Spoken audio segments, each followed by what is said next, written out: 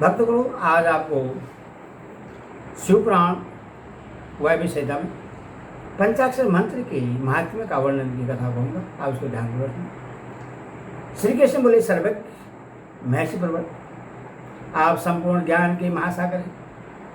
अब मैं आपके मुख से पंचाक्षर मंत्र के महात्म्य का तत्व वर्णन सुनना चाहता हूँ। उमनी ने कहा, देवीनंदन, पंचाक्षर मंत्र के महात्म्य का विस्तार वर्णन तो 100 करोड़ वर्षों में भी नहीं किया जा सकता, अथवा संक्षेप से इसकी महिमा सुनो। वेदों में तथा सेवागम में दोनों जगह यह षट्सर पर्वण सहित पंचाक्षर मंत्र समस्त शिव भक्तों के संपूर्ण अर्थ का साधक कहा गया है। इस मंत्र में अक्षर तो थोड़े ही हैं, परंतु यह महान अर्थ से संपन्न है। यह वेद का सार तत्व है, मोक्ष देने वाला है, शिव की आज्ञा से सिद्ध है, संदेश शून्य है तथा शिव स्वरूप वाक्य है।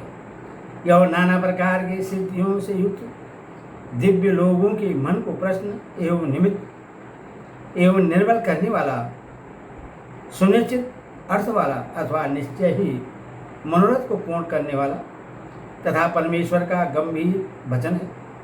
इस मंत्र का मुख से सुखपूर्वक उच्चारण होता है। सर्वज्ञ शिव ने संपूर्ण देहधारियों के सारे मनोरथों की सिद्धि के लिए इस ओम नमः शिवाय मंत्र का प्रतिपादन किया है। यह आदि षट्सर मंत्र संपूर्ण विद्याओं मंत्रों का बीज मूल है।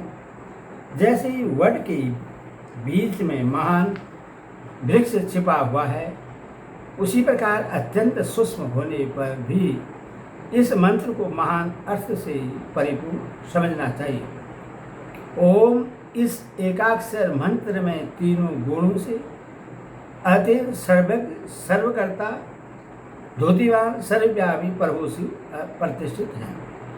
ईशान आदि जो सूक्ष्म एकाक्षर रूप ब्रह्मा है, वे सब नमः शिवाय इस मंत्र में कर्मशः स्थित है। सूक्ष्म षट्सर मंत्र में पंच ब्रह्मा रूपधारी साक्षात भगवान शिव स्वभावतः वाक्यवाचक भाव से विराजमान है। अप्रेमय होने के कारण शिव वाच्य है और मंत्र उनका वाचक माना गया है।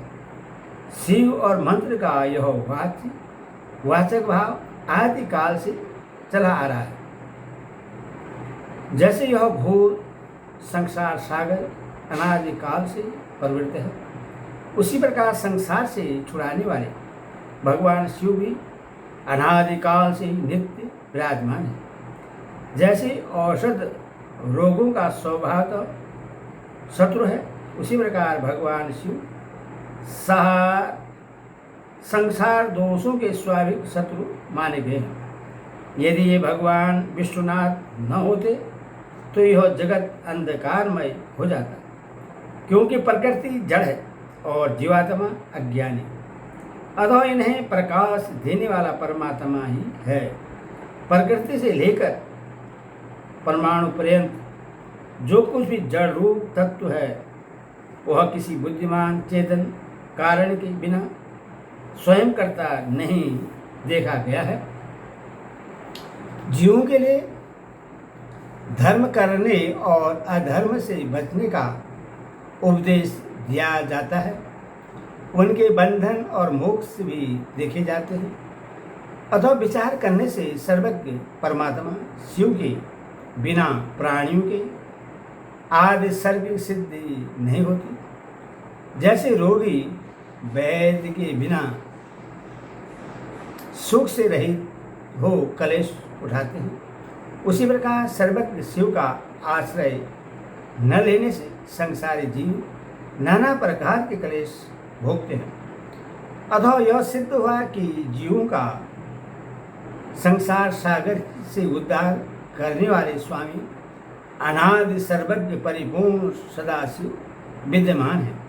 वे प्रभु आदि मध्य अंत से रहित है, स्वभाव से ही निर्बल है तथा सर्वज्ञ एवं परिपूर्ण है, उन्हें शिव नाम से जानना चाहिए।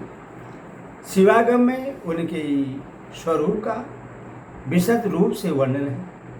यह पंचाक्षर मंत्र उनका अभिधान वाचक है और वे शिव अभिधेय वाच्य हैं। अभिधान और अभिधेय वाचक और वाच्य रूप होने के कारण परम शिव स्वरूप यह मंत्र सिद्ध माना गया है। ओम नमः शिवाय, यह जो सरसर शिव वाक्य है, इतना ही शिव ज्ञान है और इतना ही परमपद है। यह शिव का विधि वाक्य है, अर्धवाद नहीं है।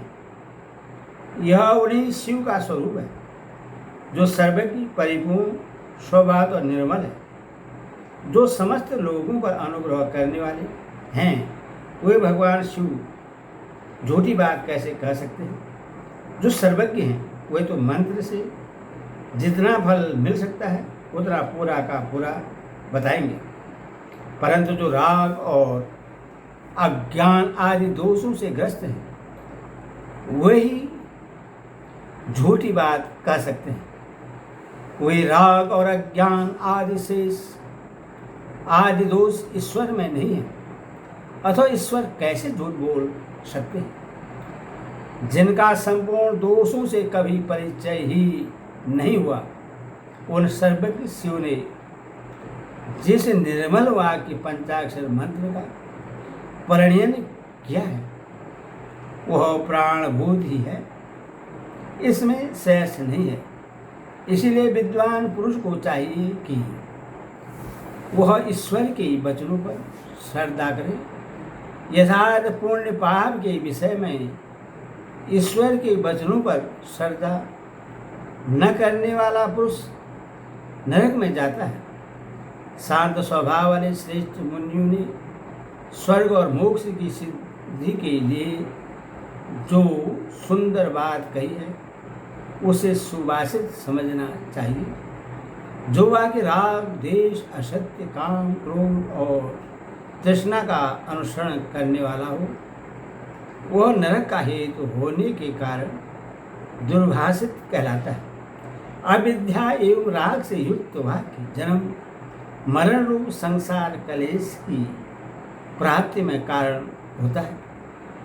अतः वह कोमल, ललित अथवा संस्कृत संस्कार युक्त तो हो तो भी उससे क्या लाभ?